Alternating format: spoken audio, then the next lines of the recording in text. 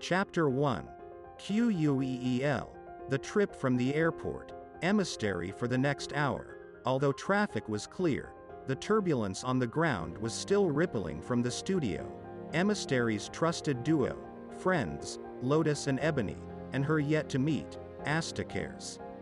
Superstar Astacares, working towards super porn co-star, starring Emissary's man, Ebony. Queel had set his plan into motion in his attempts to overthrow Ebony from his throne and reigning Romeo in Emissary's life. The videos and sexual tyranny that Astacares had aggressively engaged the trigger towards Ebony were without a doubt working. Ebony's charm, machismo and attractiveness met his appetite for a woman.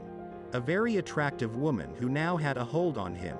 Even blackmail was a card that Ebony couldn't forsake in his afterthoughts on the taste of another woman's thighs. Queel hadn't yet foolproof his plans with a backup exit to secure his career if things didn't go as planned, but right now his expectations in meeting and being in the presence of a valuable asset in his portfolio had come into fruition. Not only was Queel in Emissary's presence, but live and available to intercept the couple's log in the chronicles of romance, sex and the relationship they now developed in between their careers. Not only had trusting their bodies with one another been blossoming in the sheets, but it was understood the relationship meant a great deal to both of them, enough that unexpected paths trodden by threats and nude bodies belonging to someone else, as in Ebony's head being in between Astacare's hips, might not go down well being exposed. Queel liked all of it. It was hors d'oeuvres, and he, being a champion sex game master, liked women as pawns as well as in front of a camera, his play toys. Queel was attractive, handsome, talented and not impulsive in his plans. Queel was undisturbed at another man handling Astacare's body. He saw it as a challenge at winning her back into his arms. He wasn't worried about Astacare's ambition in joining him in his plans to bring bigger plans into the picture, literally. Queel considered himself grooming Astacares during the sexual exploits they'd had the months preceding Astacare's meeting Ebony. Now that Queel was looking into the face of Emissary, his own lust tingled as well as tickled him. He couldn't help but to ease back into his seat across from Emissary and show a smile. "How was your flight?" asked Queel as he lifted a drinking glass towards Emissary, orange juice. Emissary accepted the glass and told Queel all was well. Emissary sipped the orange juice, finding herself coming out of her overcoat to relax during the trip. Queel then extended a pillow to Emissary to rest her neck, which she accepted. Adjusting in the seat, Emissary asked Queel how were things at the studio and if he liked her studio, finding the best equipment at his disposal.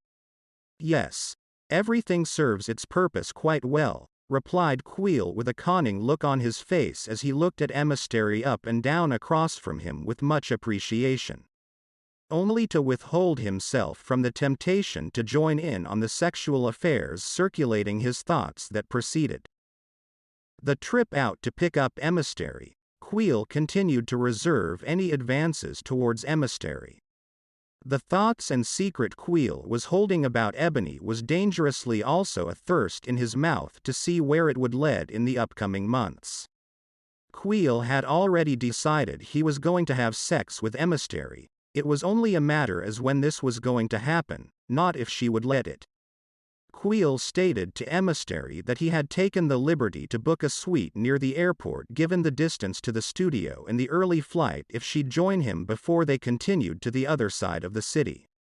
Emissary considered Queel not to be a threat in Ebony's eyes, brought in by Lotus, given they'd been all communicating quite well, and stated that it would give them an opportunity to talk professionally. "Of course," replied Queel. Dressed in a black Christian Dior suit, a second skin of salvage cologne draped Queel's body well enough to make an impression on Emissary. He was pleased to take note. Why hadn't Queel pulled some Grace Jones strange tantrum about as to why Emissary wasn't all over him? You know the scene in Boomerang where Jones plays Strange, the model who she thinks no one can resist or they must be gay. He was handsome, wealthy in looks, and he knew that he was good in bed, so why him? The one who usually would have turned the trip into an opportunity to exploit the time alone with the personal attention he desired and liked to gift out. Queel was making gifts. He wanted more. He had acquainted himself with Emissary from a distance and he was going to hold on to the distance a little longer. Yeah. That sounds like a good conclusion to come to in between two gorgeous people.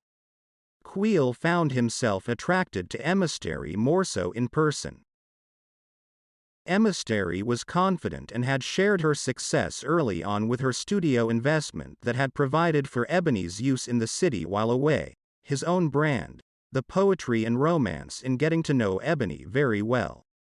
Now the studio that been invaded by Astakara's sexual advances and a romp in the private loft with Ebony that almost happened according to Queel's blueprint in 3D motion. Now a part of Queel's private collection he hoped would expand in the very near future. Emissary and Queel entered the suite together to relax and take a break before meeting up with everyone else. Emissary had plans to call Ebony to let him know she was on the way to him. Ebony too had been anticipating by now a call from Emissary. A call that wasn't going to happen as Queel gave into another opportunity. Chapter 1. Queel. The trip from the airport. Emissary for the next hour. Although traffic was clear, the turbulence on the ground was still rippling from the studio,